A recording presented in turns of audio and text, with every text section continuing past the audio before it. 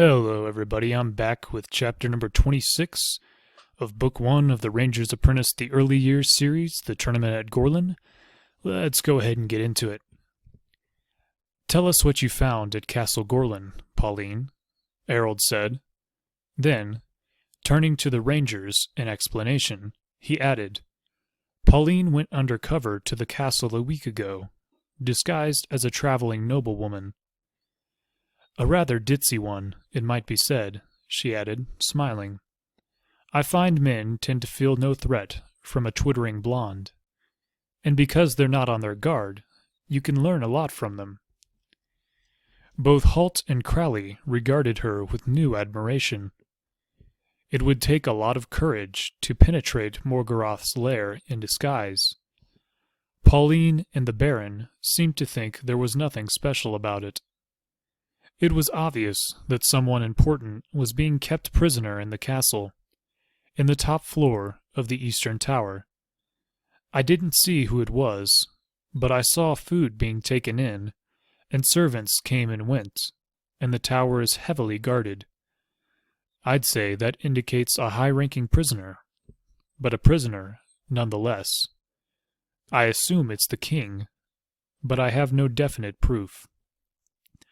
Of course, Morgoth maintains that he's protecting the king after that failed assassination attempt, Crowley said.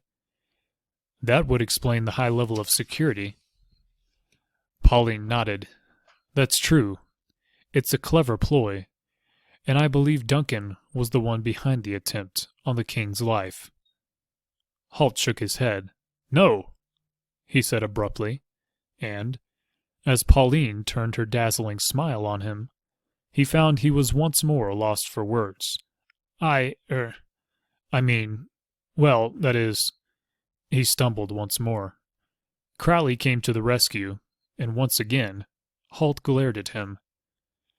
We've discovered that Prince Duncan is also being held prisoner by Morgoth, Crowley said. Pauline's eyebrows registered her surprise. At Gorlan? I saw no sign of him. But Crowley shook his head. At Castle Wild River, there's an impostor moving through the north, leading raids across the border, throwing his weight around in border villages, and generally destroying Duncan's reputation. Halt and Crowley plan to rescue Duncan, capture the impostor, and confront Morgoth with them both at the tournament, Harold explained. Pauline inclined her head slightly to study the two cloaked men. That's taking on quite a lot. Halt went to speak, found he couldn't, and cleared his throat instead. Crowley glanced at him with amused surprise, then replied, We have help, mistress. There will be 12 of us, I hope, all former rangers, and we're hoping for support from those barons who are loyal to the king and who are willing to side with Baron Harold. With so many of the barons present at the tournament, along with their retainers and knights, Morgoth will hardly be ready to use force, the baron said. Of course, he'll have all his knights and men-at-arms present. It's his home ground, after all. But I doubt he'll be confident enough to try to do anything by force of arms. He'll have no confirmed idea yet as to how many of the others will stand by him, particularly if Duncan appears unexpectedly on the scene. Pauline nodded and steepled her fingers together, thinking over what Harold had said. Yes, I agree. He'll avoid direct confrontation as long as he can. It's not his style. He prefers subterfuge and deception whenever possible. What I need you to do, Pauline, is find out how many of the barons will be prepared to take our side, Harold said. Send out your agents. Use your contacts. Get on the road yourself. I hope that the majority of the barons will be loyal to the king and to Duncan, but I want an idea of who won't be. It's a lot to do in the time we have left, Pauline said. The Baron nodded. I understand. Do what you can. Any information you can get will be valuable." "Invaluable," Crowley amended, and she smiled at him. Once again, Halt felt a surge of anger at his friend. There was a tap at the door, and Errol looked toward it. "Come in," he said. The door opened to admit a broad-shouldered man in a ranger cloak. He carried a bow, and there was a quiver slung around his back. On his belt, a heavy battle-axe was thrust through an iron ring, opposite the double scabbard that all rangers wore.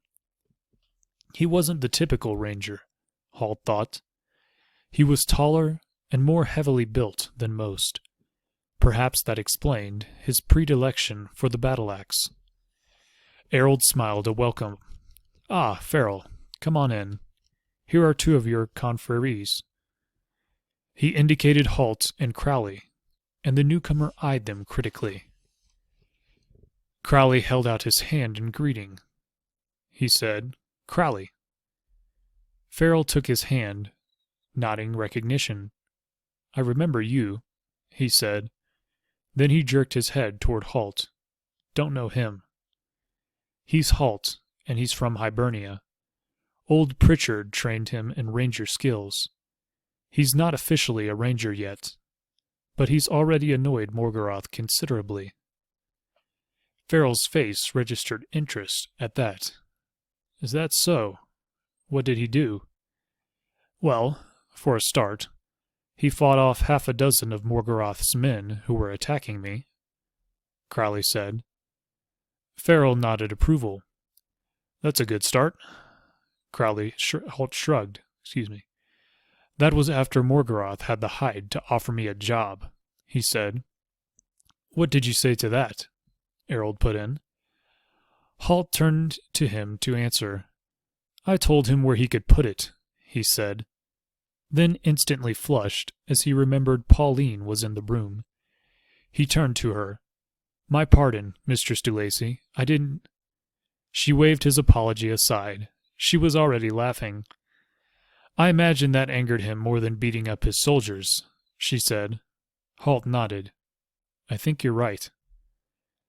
Farrell had been regarding the newcomers, and his eyes narrowed in thought. "Are you the two who are going around recruiting rangers who've been dismissed?" Crowley nodded. "That's right. There are 10 of us now. 11, if you'll join us." "Count on it," Farrell said. He glanced at Errol for confirmation, and the Baron nodded. "And 12, once we speak to Truscott from Eistelfief," Halt added. But Farrell shook his head. "Truscott is dead," he said sadly. "He resisted the attempt to have him discredited and dismissed. He was found murdered in his bed." Crowley's shoulders slumped in disappointment. "A pity," he said. "He was a good man." "He was a very good man," Farrell agreed. Then Crowley squared his shoulders once more. "Still, 11 rangers is a good start." Farrell nodded. "Or, in Morgarath's case, we might be a good finish." And that'll be the end of chapter number 26. As always, thank you for joining me, thank you for listening, and I'll see you next time in chapter 27. God bless, and have a good one.